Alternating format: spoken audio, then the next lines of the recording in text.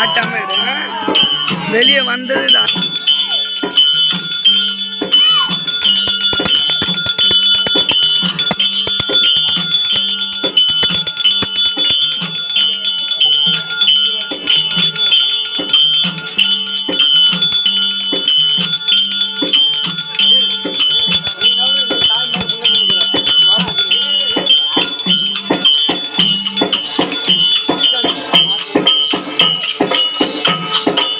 கோயிலுக்கு போயிடா.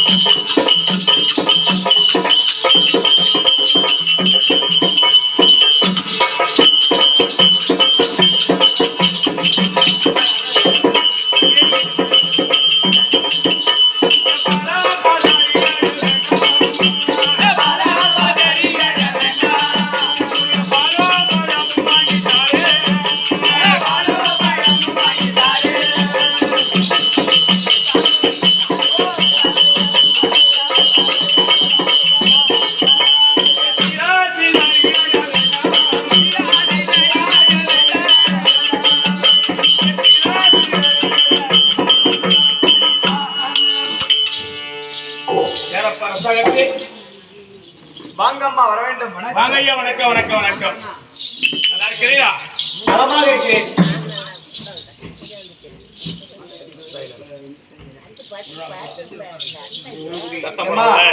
உம்மா நேரம் பேசுறீங்க, எதுவும் சொல்லு. இனிமேட்டு பேசாதீங்க, கதை இனிமேட்டு நடக்கும்.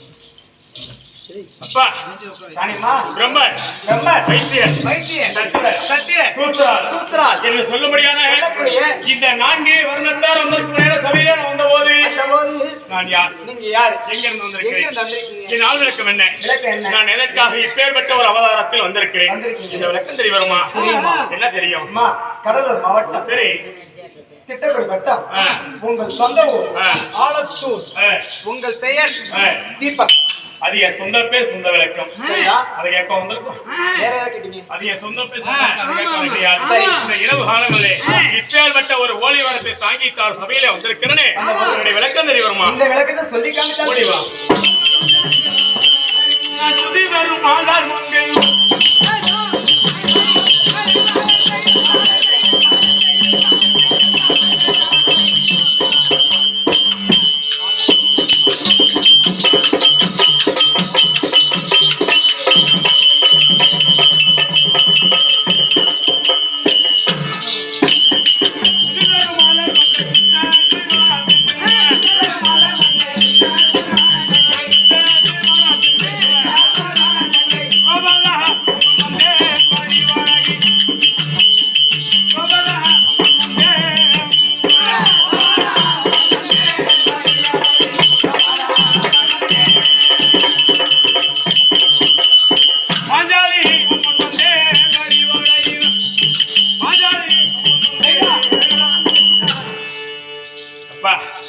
எப்படிமா விளக்கம்? என் பேர் விளக்கம் என்ன சொன்னாயா?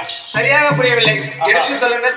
தேசமோ அவனிக்கடல் 56 தேசம் என்று சொல்வார்கள். 56. அப்படி அவனிக்கடல் 56 தேசத்திலே ஓர் பிரிவு வழங்கக்கூடிய எங்களுடைய நாடு பாஞ்சால தேசம். பாஞ்சால தேசம். அப்படி பாஞ்சால தேசத்தை ராஜரிக பரிவாரம் செய்து வரும்படியான என் தந்தையார் ஐயா பாஞ்சால மகாராஜனுக்கும் தாய் என்ன சொல்ல முடியாத பூந்தேவி அம்மனுக்கும் திருமணம் செய்து 2 நாட்களாக குழந்தை பாக்கியமில்லை. சரி.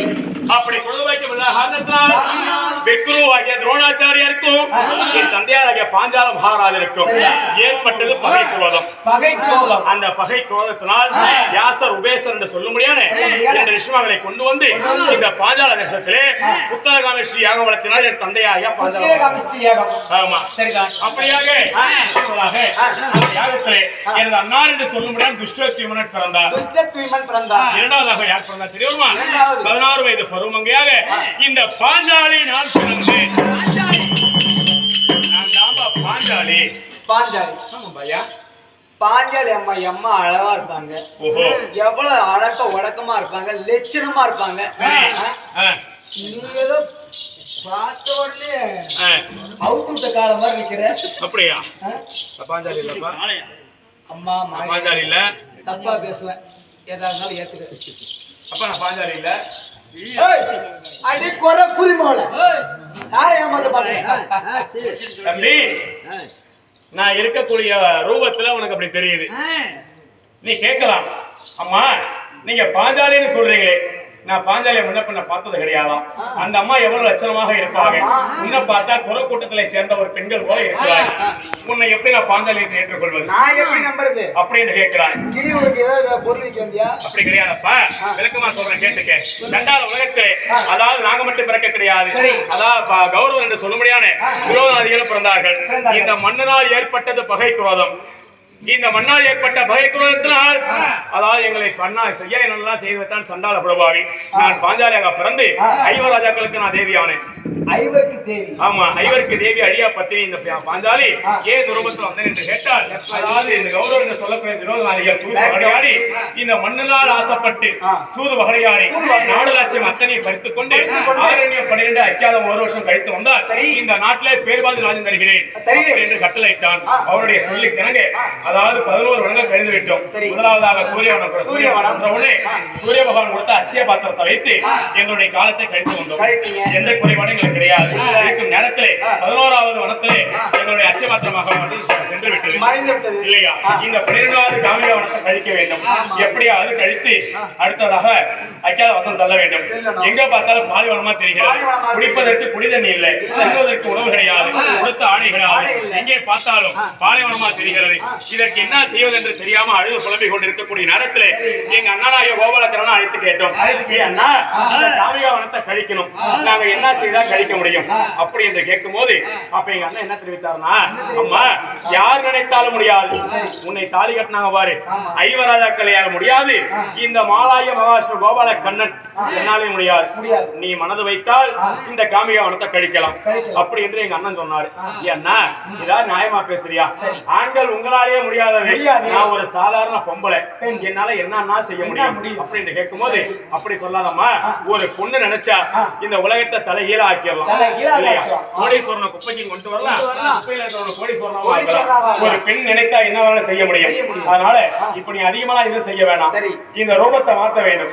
எப்படி ரூபத்தை மாற்ற வேண்டும்? இந்த ரூபத்தை மாற்றி நீ ஒரு மலைநாட்டு குரத்தியாக மாற வேண்டும். நீ ஒரு மலைநாட்டு குரத்தியாக மாறி நடந்தது உனக்கு தெரியும். எப்படி நடந்தது உனக்கு தெரியும். இனி நடக்க போறது இதெல்லாம் நான் உனக்கு நான் சொல்லுவேன். நீ ஒரு மலைநாட்டு குரத்தியாக நீ மாறி வா. உன் இளைய கணவராக விளங்கும்படியான சகாதேவன் சுவாமி மன்னவா பாருங்கள் ஐயா.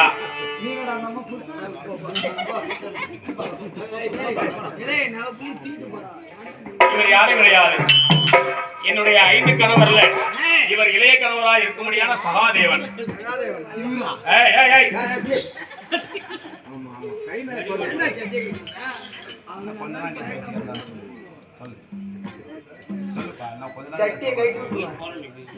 அதனால என் இளைய கணவராக விளங்கும்படியான என் சகாதேவனை ஒரு குழந்தையாக மாத்தி, கை குழந்தையாக மாத்தி பக்கத்துல வைத்துக் கொண்டு நீ ஒரு குரத்தியா மாறிவாமா, நான் பிறகு என்ன நடக்கிறத சொல்றேன் அப்படி என்று எங்க அண்ணன் தெரிவித்தார்.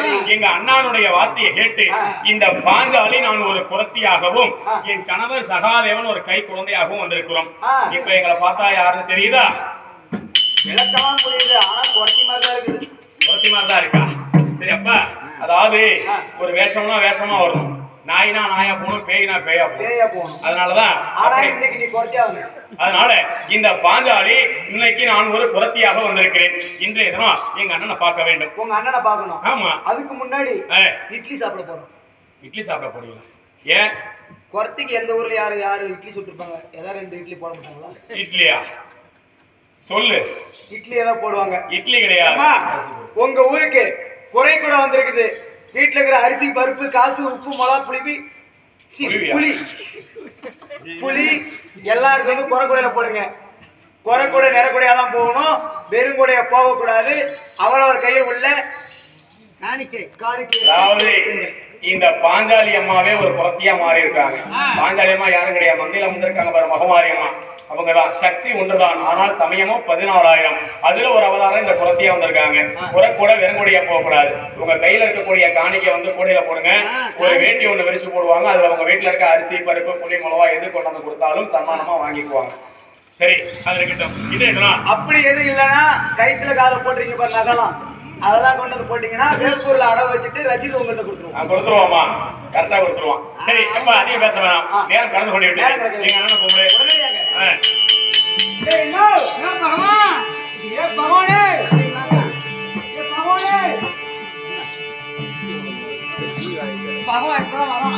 பகவான் வந்துட்டு இருக்காரா?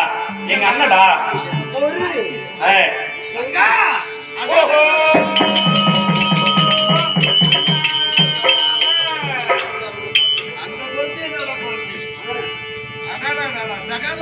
மாமா ஒரிஜினல் கோர்த்தே வந்தாங்க. மாமா வேகனா சொல்லுங்க, சாப்பிடல, அம்மா சாப்பாடு கொடுக்கல. மாமா வணக்கம். மாமா சாப்பிட்டியா மாமா?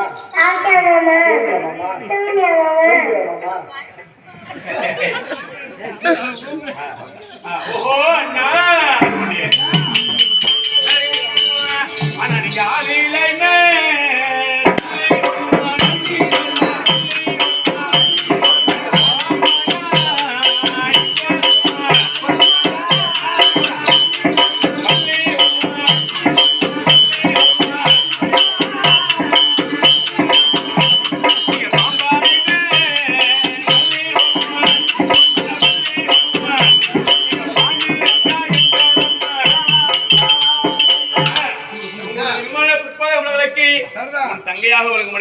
பாஞ்சாலி அனைப்படி வணக்கம் அண்ணா. வணக்கம் மாமா. எட்டு நாள் 20 நோய் நொடி இல்லாமல் பகவானுடைய பெற்று 100 ஆண்டு காலம் ஆழ்க. சொல்றியா? சரி அண்ணா, இருக்கட்டும். இன்றைய தினத்திலே எம்மா தங்கா பாஞ்சாலி உன் ரூபத்தை மாத்தி ஒரு மலநாட்டு குரத்தியாக மாறிவா. உன் இளைய கணவராக சகாதேவனை கை குழந்தையா மாத்தி தூக்கிட்டு வான்னு சொன்னேன். நீ இளைய கணவர் சகாதேவனை கை குழந்தையாக மாத்தி தூக்கிட்டு வந்திருக்கிறேன். நானும் குரத்தியா வந்திருக்கிறேன். இந்த குரத்தி வேடம் எனக்கு எப்படி அம்மா இருக்கிறது? குரத்தை விட மெயினா இருக்கு. நான் என்ன சொல்றேன், அந்த கூடிய தலையில வைத்துக் கொண்டு சரி அத்ராபு சென்று நடக்க போறது சொல்லிட்டு சென்னையில வாங்கிட்டு வா, அப்புறம் நான் பேசிக்கிறேன். சென்னையில வாங்கிட்டு வரணுமா? ஆமா. இதெல்லாம் அப்புறம் நாய் தொடர்தான் எங்க அண்ணன் பேசுறாரா? என்ன போய் அஸ்தனாபுரம் போய் சொல்றியே? ஏ அண்ணா, அந்த பகுனி படுவாவே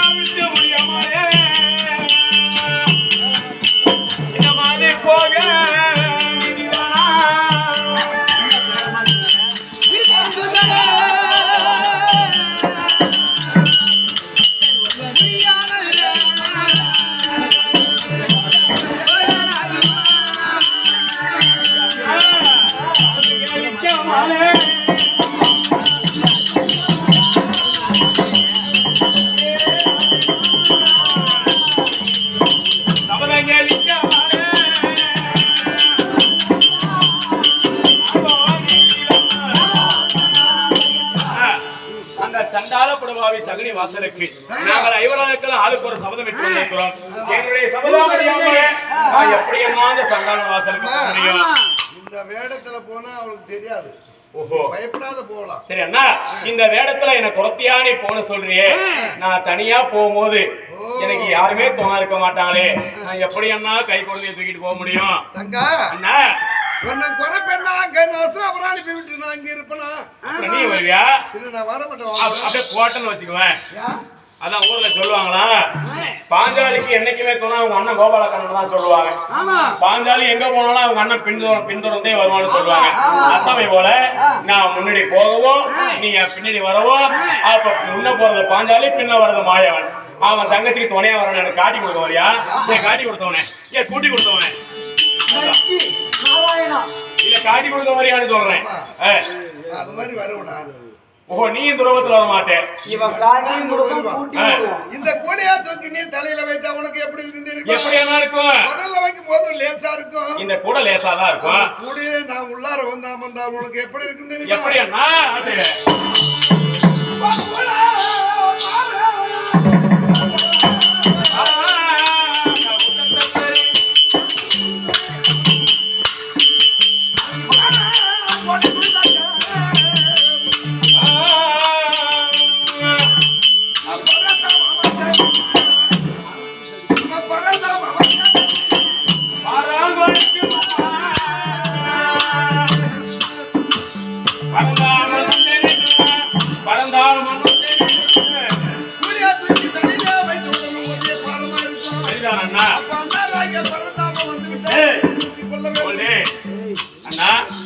இந்த கூடையை தூக்கி தலையில வச்சுட்டு போகும்போது அந்த கூடை கொஞ்சம் பாரம் கொடுத்தா எங்க அண்ணன் வந்துருவாருன்னு நான் சொல்றேன்.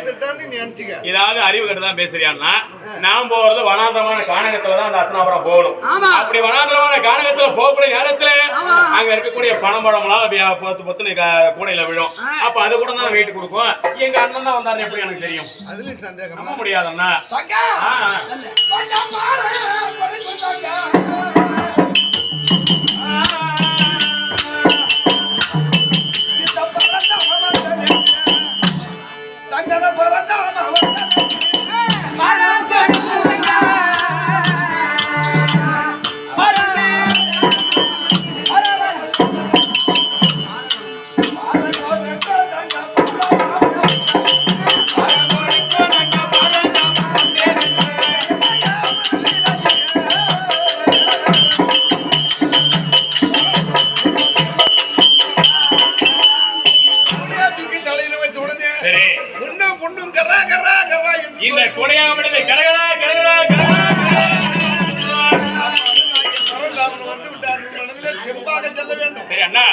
அப்படியானால் இந்த கூடை அதாவது என் கருத்துல தலையில தூக்கி வைத்த உடனே பாரம் கொடுக்கும்னு சொன்னேன்.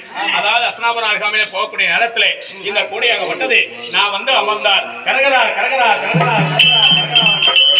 அப்ப எங்க அண்ணா வந்திருக்கிறான்னு நினைச்சு நான் குறி சொல்லணுமா?